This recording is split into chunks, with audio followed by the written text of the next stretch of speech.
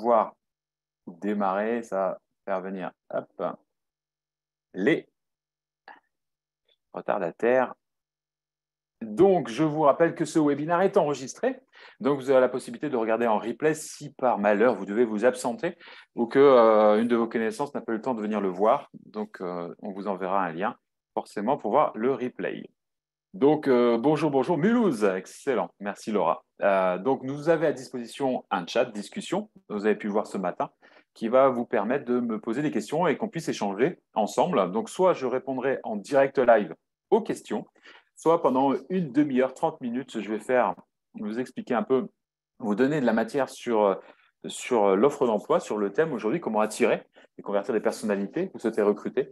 Et puis, après ces 30 minutes, on aura questions ouvertes. Si je vois que la question, je peux y répondre assez rapidement, je le ferai en live. Sinon, j'attendrai à la fin. OK, Montpellier, il doit faire chaud là-bas, parce que moi, je vous connecte de Rennes. Donc, voilà. Donc, aujourd'hui, bienvenue sur ce webinaire. On y va, c'est parti. On lance l'offre d'emploi, comment attirer et convertir les personnalités que vous souhaitez recruter. Une petite présentation de ma personne. Sachez qui je suis. Donc, je m'appelle Sébastiano. Je suis le cofondateur et dirigeant de Me and My Boss, qui aujourd'hui a un concept de recrutement assez original qui consiste à, tout simplement, on a réinventé la lettre de motivation, on joue à l'entreprise mystère, on propose aux candidats de rentrer dans une conversation asynchrone où on leur pose une question et en échange de la réponse, ils ont des indices sur la société qui recrute et le poste, ce qui nous permet de capter des gens qui sont motivés, qui ont la même ADN, l'authenticité de l'entreprise, de gagner du temps, d'éviter les lapins, etc., etc., etc. Et voilà, et on a un réseau de recruteurs partout en France. On recrute nous-mêmes nos propres franchisés, puisqu'on recherche des indépendants pour représenter Me and My Boss partout en France. Voilà, si vous voulez en savoir plus, on se connecte sur LinkedIn si vous voulez pour la suite, pour échanger. Vous avez mon numéro de portable et mon mail. Les présentations sont faites. Allons-y, on va commencer par un chiffre. Ce chiffre-là, que vous pouvez retrouver un peu partout sur le web, je vais arrondir à 11 millions. 11 millions, c'est le nombre d'offres d'emploi utilisées en France en 2022. D'accord? Sur les différents job boards, alors forcément, il y a des doublons, des choses comme ça, mais c'est surtout la masse, ce chiffre-là, qui est intéressant par rapport à 2021, qui était de 7,5 millions. Donc, on voit, et depuis le début de l'année, ça ne cesse d'augmenter. On voit tout simplement une offre et la demande qui est en train d'exploser depuis longtemps. Donc, qu'est-ce que ça veut dire? Le premier indicateur, je suis persuadé que parmi vous, vous le savez déjà tous, mais je préfère le répéter parce que je rencontre encore aujourd'hui des entreprises qui n'ont pas encore intégré cette notion-là, c'est qu'aujourd'hui, la donne s'est inversée. C'est-à-dire que ce n'est plus le chef d'entreprise ou la chef d'entreprise, le boss ou la boss, qui sont tout puissants à dire bonjour monsieur ou madame la candidate, eh bien, écoutez, j'ai bien aimé cet entretien-là, je vous réponds dans 2 semaines ou 3 semaines si je vous recrute ou pas. Non, maintenant, c'est plutôt l'inverse, l'offre et la demande qui s'est inversée où les candidats ont le choix. Est-ce que ça va revenir à la normale par la suite? Certains pronostiquent oui, d'autres non. En attendant, aujourd'hui, on a une situation où c'est le candidat quelque part qui peut poser des questions et on ne se vexe pas quand on nous demande est-ce qu'il y a est-ce qu'il y a du télétravail, est-ce qu'il y a des RTT. Quand un candidat pose cette question-là, il ne faut surtout pas se vexer. C'est tout simplement aujourd'hui une inversion de la donne. Donc, il faut être à la fois attractif, ne pas marketer sa marque employeur, c'est-à-dire rester authentique dans ce que l'on dit pour attirer les gens qui nous ressemblent, c'est important. Et parce qu'aujourd'hui, on est vraiment dans cette dimension-là et on doit être aussi être extrêmement rapide dans la prise de décision puisque l'offre et la demande, vous voyez, elle est inversée. Donc, si vous avez, je caricature un commercial et vous dites, tiens, je vais faire passer un deuxième, troisième, quatrième entretien, une autre entreprise, elle, aura besoin que d'un seul entretien pour le recruter. Donc, ce chiffre-là d'offre d'emploi est assez énorme. Je rappelle juste pour ceux qui suivent pendant mes webinars, l'origine de l'offre d'emploi, j'ai remonté à 1967, création de l'ANPE. Ça parle peut-être à certains et d'autres non. Agence nationale pour l'emploi. On a, à un moment donné, mis en place le CV, la lettre de motivation avec l'offre d'emploi pour faire savoir qu'on recrutait en 1967. Hein. Et aujourd'hui, on est passé forcément du papier au web, mais j'ai envie de dire, aujourd'hui, on a des voitures autonomes, on parle de vie éternelle, enfin, j'en passe et des meilleurs. Et comment on fait pour postuler en 2023? On continue avec l'offre d'emploi, le CV et la lettre de motivation. Bon, j'entends que la lettre de motivation, de plus en plus, ça y est, on commence enfin à s'en séparer, mais on reste quand même sur l'offre d'emploi. Et le fait qu'aujourd'hui, tout simplement, il y ait plus d'1 million d'offres d'emploi par mois, je vais parler à ceux qui connaissent le langage des startups, par exemple, vous vous retrouvez dans ce qu'on appelle un océan rouge. C'est quoi un océan rouge et un océan bleu? C'est tout simplement que quand vous passez une offre d'emploi, vous êtes noyé dans la masse. Dans le domaine startup, c'est par exemple, demain, j'ai envie d'ouvrir une entreprise qui vend des photocopieurs. Eh bien, si je n'ai pas de valeur ajoutée, si je n'ai pas de différenciation, je vais tomber dans un océan rouge, puisqu'il y a déjà plein d'entreprises ultra concurrentielles qui vendent des photocopieurs. Donc, je vais me retrouver dans l'océan rouge. Les offres d'emploi, en ce moment, depuis déjà quelques temps, c'est exactement ça. Quand vous mettez une offre, je continue sur le commercial, recrute commercial, entreprise en pleine croissance, vous regardez, vous en avez plein d'offres et les candidats nous le disent, l'écrivent même sur les réseaux sociaux. Toutes les offres d'emploi se ressemblent. Et comme vous pouvez postuler aujourd'hui en un clic, eh bien, au détour d'une pause café avec leur portable, s'ils se posent des questions, ils ont un entretien annuel qui ne s'est pas super bien passé. Ils regardent, ils voient commercial, ouais, allez, hop, et en un clic, ils balancent, c'est le terme, hein, balance, quelques CV. Et quand vous les appelez, vous vivez sûrement l'expérience. Ils ne se souviennent pas, ah, attendez, c'est quelle offre déjà? Ah oui, ah, et puis dans le détail, ah c'est un home office, ah non, bah, je n'avais pas vu ça. Ah non, non, bah, non, le titre et la photo me paraissaient sympas, j'ai envoyé mon CV, et puis voilà. Donc, on est dans un océan rouge. L'idée aujourd'hui, c'est de sortir de cet océan rouge et d'être dans un océan bleu, c'est-à-dire d'être différent. Et je vous propose de vous donner des pistes très pragmatiques, très concrètes, puissiez jouer avec si le cœur vous en dit. Alors déjà, sur YouTube, j'ai une vidéo qui est déjà vécu ça. Merci du partage, Léa. Où j'explique un peu le langage déjà à utiliser pour se distinguer. L'objectif, et j'insiste bien là-dessus, il faut pas tomber dans le piège, c'est le but n'est pas d'être à part, mais d'être authentique. C'est-à-dire que certains vont surjouer le texte de l'annonce d'offre d'emploi, mais ça ne leur ressemble pas. Ce qui fait que le candidat ou la candidate est attiré par le texte, par l'annonce, postule, et quand elle arrive dans l'entreprise en entretien, elle a une sensation assez bizarre en se disant il y a comme un différentiel entre ce que j'ai perçu et ce que je vis. Et qu'en plus, cette perception a été marketée sur le web avec un site carrière qui ne ressemble pas à la marque employeur authentique de l'entreprise, eh bien là, après, ça va vite sur les réseaux sociaux. Donc, il ne faut pas confondre, il faut être surtout quelque chose qui vous ressemble. Et on est tous différents, il n'y a aucun jugement là-dessus. Vous allez voir sur les différents paramètres. Il y a deux axes sur lesquels on va pouvoir travailler sur l'offre d'emploi. C'est la culture et la personnalité. Quand je dis la culture, c'est hop, mon power, tac. Je vais y revenir juste après sur la culture. C'est tout ce qui est, par exemple, institutionnel, start-up ou autre. Vous allez voir sur le texte. Il y a trois mots-clés à retenir. S'il y a une chose à retenir de ce webinaire, c'est ces trois mots-clés-là. Et je vais après développer, vous allez voir, avec des choses assez, moi, qui me plaisent bien, que je trouve assez sympathiques. Sur la personnalité. Je vais faire de la promo pour Marlène Leguet, qui en a fait intervenir sur notre séminaire, je vais y arriver, séminaire de notre réseau de recruteurs. Elle est intervenue puisqu'elle est spécialisée dans la jeune génération et les générations tout court. Et elle les interviewe, elle fait des vidéos avec eux et elle a tout simplement proposé différents types d'offres d'emploi pour voir lesquelles étaient les plus attractives. Et ces trois mots-clés m'ont marqué, qui sont l'interaction, la transparence et le dynamisme. Tout ça, vous dites, ouais, c'est du blabla, mais comment je fais pour écrire une offre d'emploi avec de l'interaction, avec de la transparence et avec du dynamisme? C'est pas facile et pourtant c'est possible. Et c'est ce qui fait que les candidats vont s'arrêter sur votre offre d'emploi. Donc, interaction, c'est quoi? C'est tout simplement quand, plutôt que faire un sujet, verbe, complément, vous écrivez des questions, envie de, point d'interrogation, exemple, mais je vais y venir tout à l'heure avec des exemples concrets.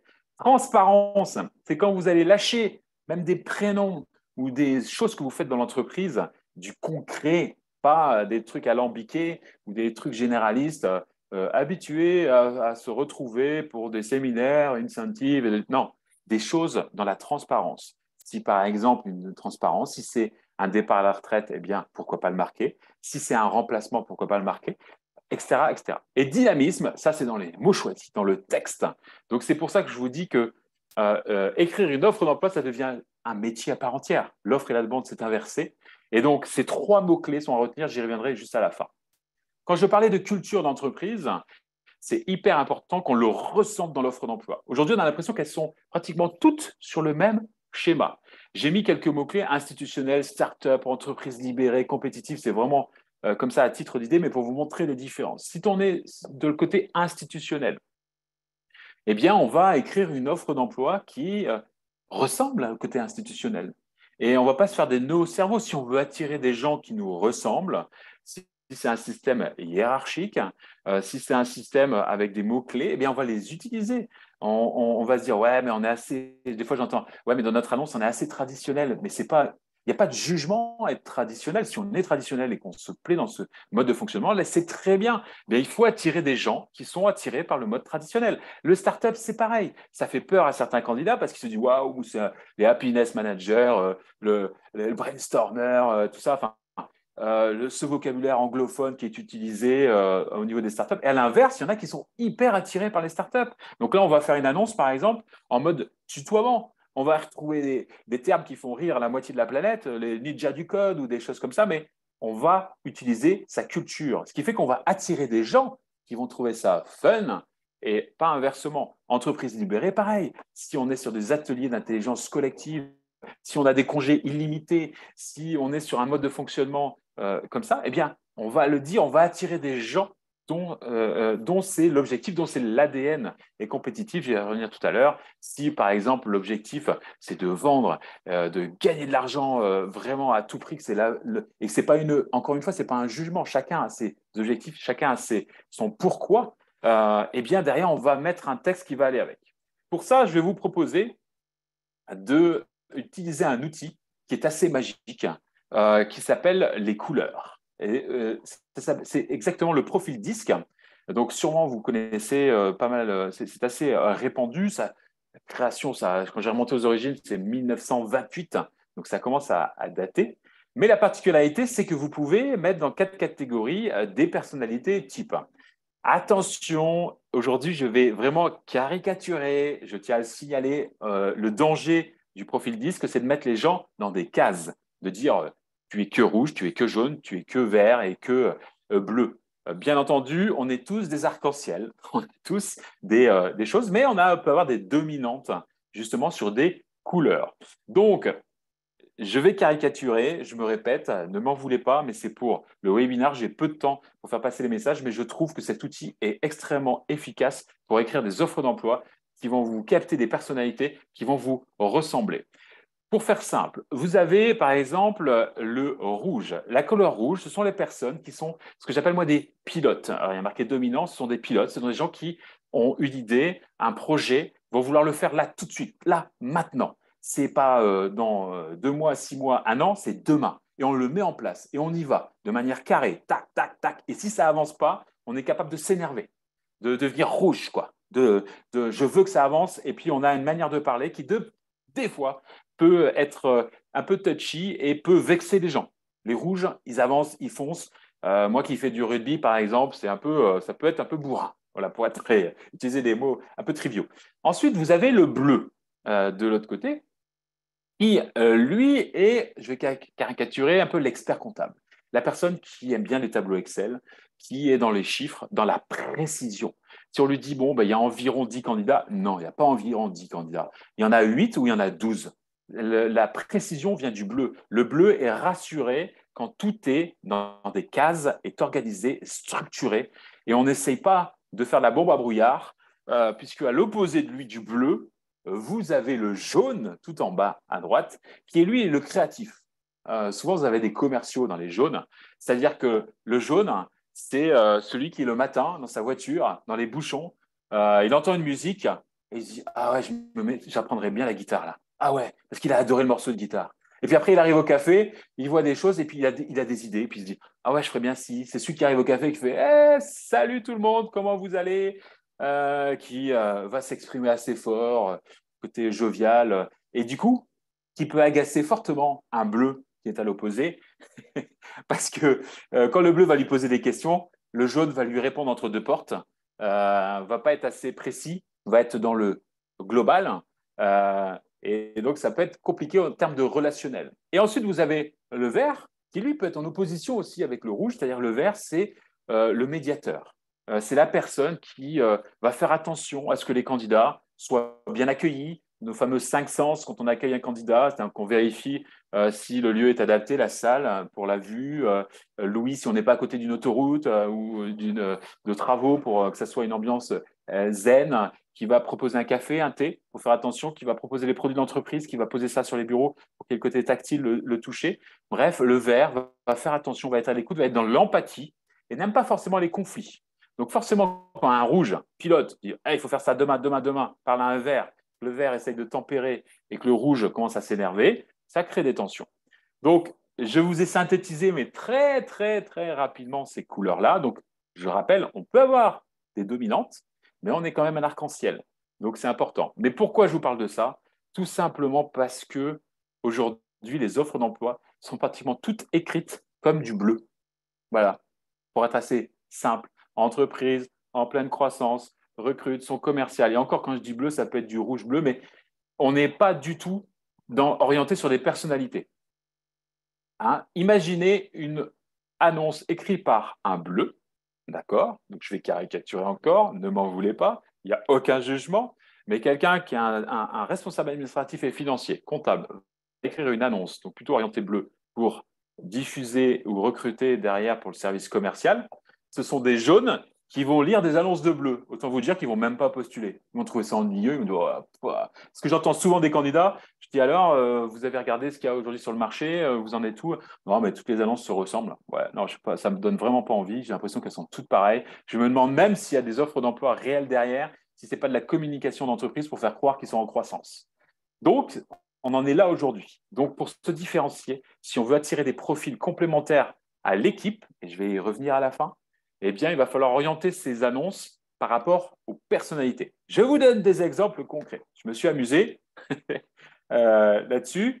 Donc, je vous prends l'exemple d'un rouge. Un rouge a un vocabulaire, donc pour les toucher, vous voulez, je vois que dans la discussion, ça commence à s'agiter. Merci, Nina. Le rouge, alors, je rappelle, le côté dominant, le côté pilote, il faut que cette annonce soit orientée compétition. Donc, je vous ai mis quelques.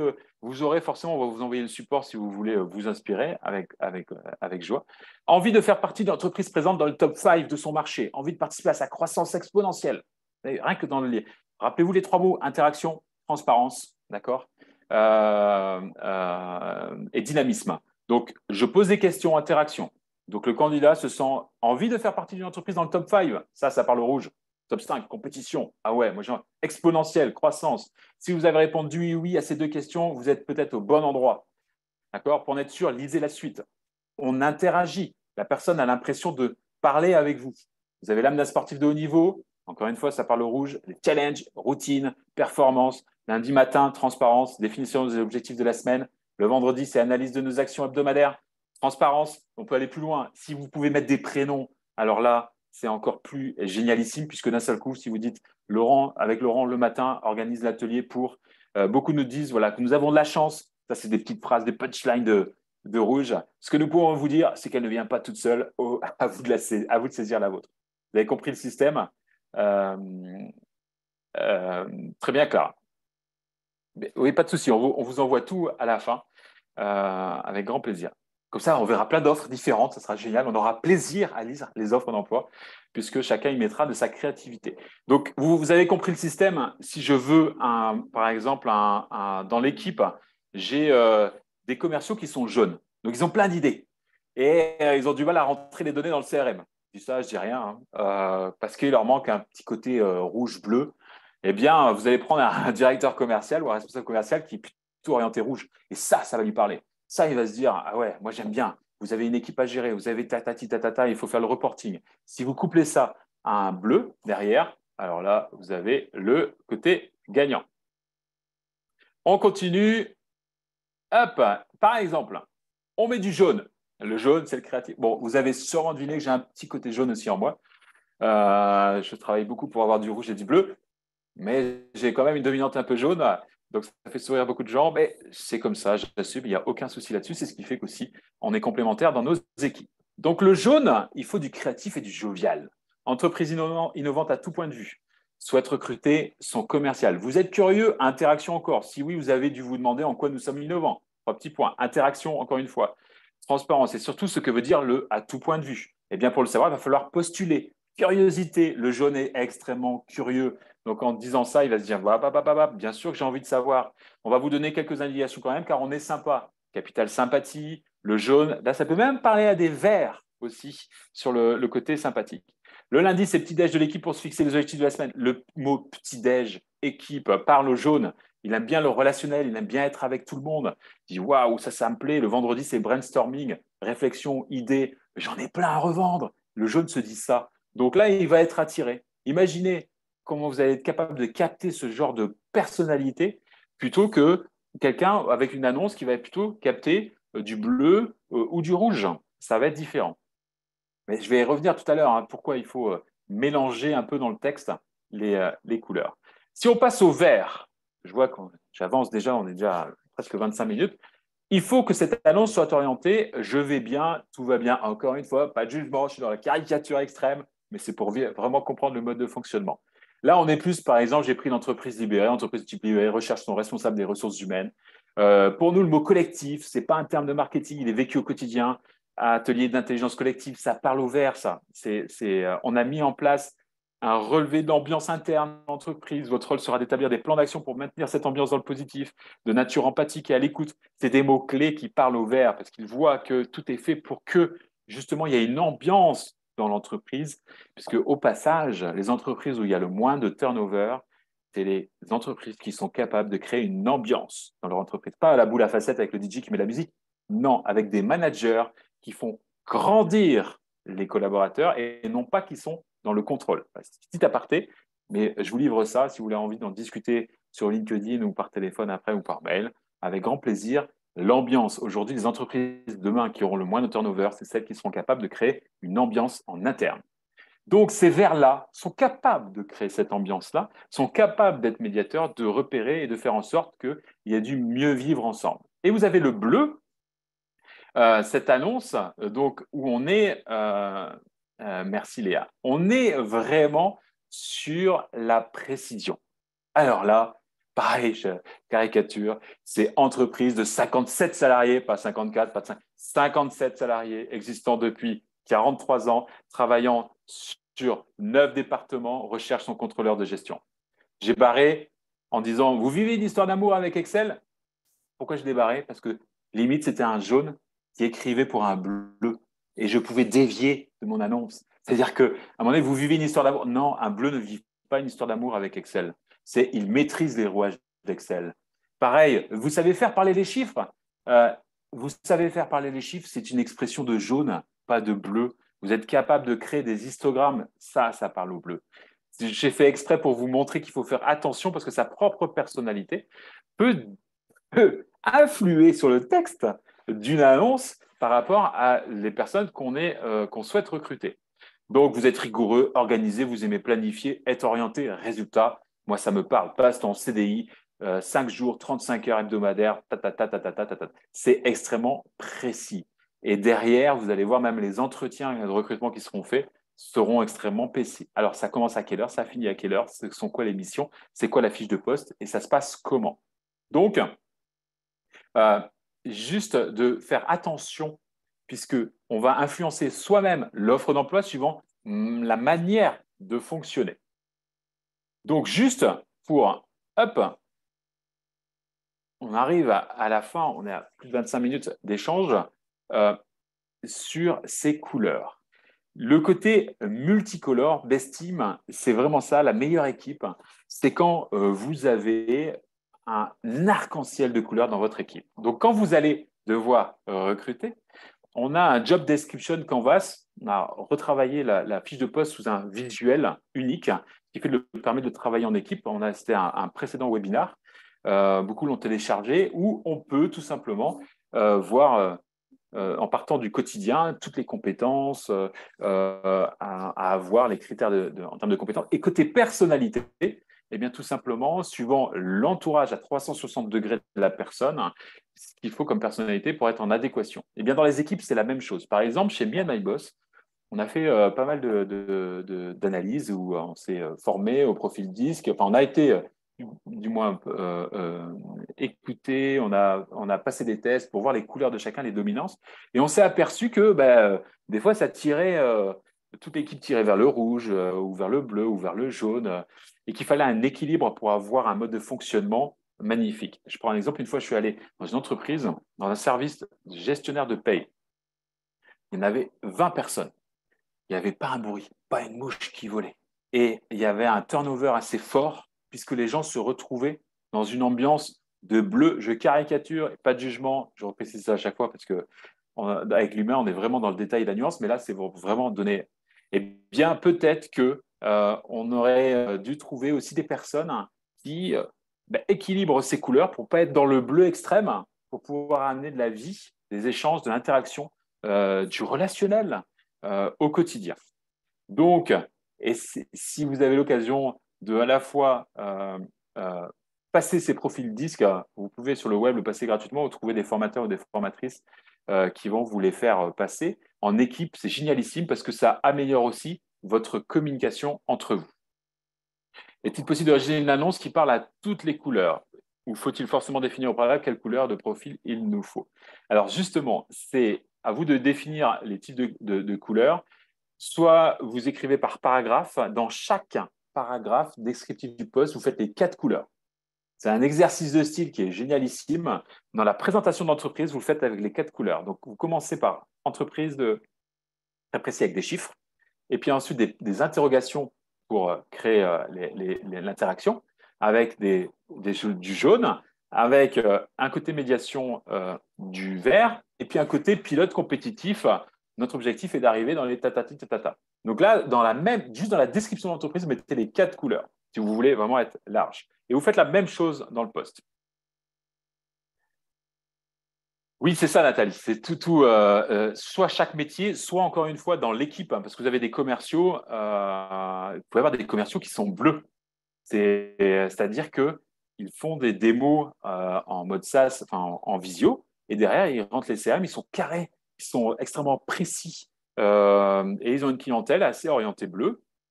Et, j'ai envie de dire, ça dépend aussi de l'équipe, comment on veut la complémentarité avec le métier. Et dernière chose, sur la communication, ce qui est marrant, c'est que par exemple, chez My Boss, des fois, on se fait des petites blagues. Quand on voit quelqu'un qui, à un moment donné, demande un truc, oublie de mettre les formes, et nous l'a fait, on peut lui dire, tu fais ton rouge, enfin, avec un petit sourire, ou tiens, tu fais ton jaune. Tiens, Sébastien, tu as encore une idée. Tu la mets sur un post-it, tu vas la mettre derrière la porte parce que notre stratégie, elle est bien, elle est bien établie pendant 2-3 ans. Donc, on se fait des petites blagues. Arrête de faire ton jaune, tu fais ton rouge, tu fais ton. Ça permet des fois, dans des périodes où il peut peut-être y avoir des tensions ou des choses, de communiquer ensemble de manière assez humoristique. Ah, là, entièrement d'accord, Anne. C'est complètement différent et c'est comment on arrive à s'imprégner. Et aujourd'hui, en tant que cabinet, c'est souvent difficile, et je sais de quoi je parle, parce que c'est déjà le recrutement est ultra concurrentiel. Et des fois, vous avez des clients, vous avez même, avec en plus le fait d'être à distance et le web, vous n'avez pas le temps de visiter l'entreprise ou de vous imprégner des personnalités même, des personnes, et c'est extrêmement compliqué. Donc là, c'est comment arriver à percevoir, à sentir, peut-être en posant des questions sur justement tout ça. Euh, le profil disque, DXC. Voilà, on arrive à la fin. Il y a 3 mots que j'aimerais que vous reteniez aujourd'hui sur ce webinaire de manière très concrète sur les prochaines offres d'emploi que vous allez écrire, si ce n'est pas déjà le cas. C'est en relisant votre offre d'emploi, déjà vous demandez s'il y a de l'interaction, s'il y a de la transparence dans ce que vous dites et du dynamisme. On essaie d'éviter tout ce qui est terme alambiqué. Pardon, vous ne voyez pas les questions, remarques auxquelles vous répondez. On ne les voit pas toutes. Donc, on m'a demandé comment s'appelle déjà cette méthode. Et on me dit, pas évident quand on est un petit cabinet de conseil et qu'on rédige une offre pour un client complètement différent. Oui, donc excusez-moi. C'était juste, je pensais que vous voyez ce qui avait marqué dans le fil discussion. Donc, une autre question, par expérience, il faut être prudent avec le chambrage sur les couleurs. La conscience de sa propre et réelle couleur et non celle idéalisée peut entraîner des tensions aussi, mais c'est un bon outil, je suis d'accord. Excellente remarque, Maxime, parce que quand on la pratique, et Maxime, tu sais de quoi tu parles, surtout dans des grands groupes, il faut faire très, très attention. C'est touchy, c'est pour ça que j'ai utilisé au démarrage, de ne pas mettre les gens dans des cases à tout prix, et entre ce que l'on perçoit soi-même et ce qui est perçu, c'est différent. Donc, interaction, transparence, dynamisme. Si on arrive tous à mettre ça dans des offres d'emploi, on va avoir des gens qui postulent beaucoup plus, qui vont s'intéresser aux offres d'emploi, qui vont arrêter de dire que ça ressemble, qu'elles se ressemblent toutes. Et derrière, si on arrive à orienter le texte justement suivant les personnalités, alors là, vous allez être étonné des résultats. Voilà, on arrive au moment des questions. J'ai tenu le timing des 30 minutes. Je suis à votre écoute. Je lirai les questions si vous en avez, avec grand plaisir. Ce webinaire sera bien sûr en replay. Pour la culture, comment peut-on creuser davantage? Alors Clara, pour la culture, il y a différentes... alors là, je vais parler en tant que cabinet, par exemple. Soit vous avez la possibilité de faire un audit. Je vous livre tel quel mes pensées. Et dans ces cas-là, à travers un audit, vous allez être capable d'interroger, audit sur la marque employeur, d'interroger par exemple le RH ou la RH ou la DRH, la partie ressources humaines, un collaborateur qui est là, un des plus anciens, qui a vu toute l'histoire, un des plus récents et un qui est parti. Suivant une modalité de question. Si vous arrivez à faire ça, et ça prend du temps, et je dis c'est facile à dire, moins facile à faire, juste ça vous permet de capter une culture d'entreprise avec des mots-clés comme le digital, par exemple. Est-ce qu'il y a des outils qui sont utilisés comme le digital? Vous pouvez avoir une perception externe de l'entreprise déjà en termes de marque employeur, c'est-à-dire d'aller voir est-ce qu'il y a un site web, est-ce qu'il y a un site carrière ou juste nous rejoindre, est-ce qu'il y a des offres d'emploi, est-ce qu'il y a des actualités à jour, est-ce qu'il y a sur les réseaux sociaux des pages, donc on passe en revue forcément LinkedIn. Est-ce que sur LinkedIn, les collaborateurs sont tous un profil? Est-ce qu'ils sont tous reliés à l'entreprise? Tout ça donne des indications déjà sur la culture digitale. Et ensuite, derrière, c'est à travers des interviews qu'on peut approfondir là-dessus. Hop.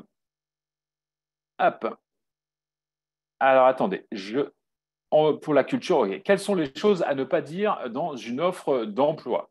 Eh bien, tous les critères, vous tapez sur Google critères discriminatoires emploi et vous en avez, on a dépassé les 25.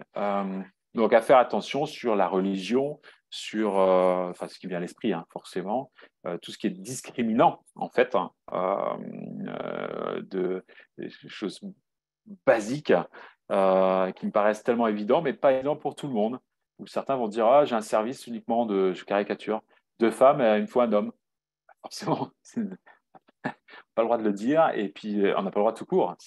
On va candidater puis on va voir un peu les personnes qui correspondent au profil. Est-il obligatoire de mettre une fourchette salaire dans l'annonce? Ça devient de plus en plus. C'est pas que c'est obligatoire, c'est que si vous voulez que les candidats répondent, aujourd'hui c'est une forte demande. On voit aujourd'hui la plupart des sites qui prônent justement de dire mettez des fourchettes de salaire parce que les candidats le réclament. D'un point de vue personnel, recruteur, problématique aujourd'hui, elle est franco-française sur les TPE, PME, en fait, où il n'y a pas forcément de RH en interne. Les dirigeants, dirigeantes ont du mal à mettre un salaire. Je dis ce qu'on vit au quotidien. Donc, nous, en tant que conseil, on va leur donner des indications. Et c'est comme s'ils voulaient d'abord voir le candidat ou la candidate. Et le candidat qui dit bah, moi, je gagne tant aujourd'hui, voilà mes prétentions, et de se dire est-ce que ça les vaut ou est-ce que ça ne les vaut pas? C'est vraiment sur beaucoup, beaucoup de postes que l'on perçoit sur les TPE, PME. Dès l'instant où on commence à être structuré au niveau grille de salaire et tout ce qui va avec, c'est différent. Mais du coup, c'est assez compliqué. Mais si vous voulez aujourd'hui, c'est un peu comme un jeu de société. Vous avez les sites d'offres d'emploi avec des règles. Hein. Vous jouez le jeu de société. Vous mettez vos pions comme il faut pour être à la fois vu, réactif, répondre aux candidats. Et dans ces cas-là, ça répondra. Pour la culture, vous pouvez parler de vos rituels, de vos activités d'entreprise, de vos intégrations. Exactement, Nina. Comment rédiger une offre d'emploi parce qu'on a un cabinet de recrutement? Eh bien, déjà, c'est de savoir, vous, en tant que cabinet, si vous travaillez au succès, à l'exclusivité, pas à l'exclusivité. c'est toujours touchy parce que si vous avez, il y a plusieurs cabinets qui sont sur la même offre d'emploi, déjà c'est un peu compliqué pour le candidat parce qu'il ne sait pas par quelle porte rentrer. Il va même faire une stratégie en disant est-ce qu'il faut que je passe en direct par l'entreprise ou pas. Si vous donnez le nom, certains cabinets vont se dire ouais, après mes concurrents vont démarcher mes propres clients. Donc c'est assez compliqué. Donc c'est de jouer le rôle de conseil dans l'annonce. Voilà, d'être transparent. Nous accompagnons une entreprise, sauf si vous pouvez donner le nom, et jouer la transparence, l'interaction. Et les cabinets, au niveau des candidats, on n'a pas forcément une très bonne réputation, puisque la plupart ont l'impression qu'on les intéresse uniquement quand on a une offre d'emploi en correspondance. Et donc, ça crée des tensions. Donc, Amélie qui partage avec nous site à compétences égales pour avoir des conseils sur les discriminations. Donc, à compétences égales toutattaché.com /ressources. Si vous avez des questions, n'hésitez pas. Je vois des personnes qui commencent à se déconnecter. Hop. Donc, je vous rappelle que tout sera en replay. Forcément, on reste en contact derrière, soit via LinkedIn, soit par mon mail sébastien.nord@myboss.fr. Si vous avez des questions, je vais rester là, forcément. N'hésitez pas. Donc, voilà, je reviens sur une question. Comment être sûr que le profil 10 du candidat n'est pas biaisé entre le jour d'entretien et son arrivée dans l'entreprise? Par exemple, un faux rouge, le candidat a l'air d'être à fond sur les objectifs le jour J, ce n'est plus le cas une fois en poste. Pierrick, en fait, c'est assez simple, c'est tout l'art et le métier de recruteur, c'est d'être capable de poser des questions pour aller déceler en entretien tout simplement des personnes. Si la personne est motivée au démarrage et ne l'est plus après, c'est de savoir pourquoi elle n'est plus motivée après. Qu'est-ce qui a produit ce changement? C'est facile à dire, c'est moins facile à faire. Donc, ça passe par la communication, ça passe par de l'entretien, ça passe par de l'échange. Et par exemple, on peut aller déceler pendant l'entretien de recrutement quels sont les points de motivation du candidat. Si on a perçu qu'il était plutôt une partie rouge, on va dire en lui, esprit compétition, eh bien, c'est de savoir qu'est-ce qui l'anime. Donc, ça veut dire au quotidien de reproduire ce qui l'anime avec des routines, avec du management, avec du suivi. Voilà, c'est assez. Répondre comme ça en un claquement de doigts, ça serait assez compliqué, mais c'est déjà voilà, ça se passe beaucoup pendant l'entretien. Si on fait les questions, vos 3 qualités, vos 3 défauts, des choses assez généralistes, forcément, derrière, c'est ultra préparé. On ne va pas avoir la nature propre du candidat. Et lui, il est là pour se vendre aussi, hein, parce qu'il va rechercher un poste. Donc, c'est justement à déceler sur les techniques. Je vois certaines personnes qui disent merci pour ce webinaire. Merci à vous. Merci Clara. On reste en contact. Merci pour ces conseils. Belle journée à tous. Nathalie aussi. J'espère qu'on se reverra pour le prochain webinaire. On reste connectés tous ensemble. Merci beaucoup. Je peux maintenant, hop là, merci, mettre une couleur sur mon entreprise et m'aider. Je suis preneuse de support de formation également. Ok, Maïté. Bonne journée à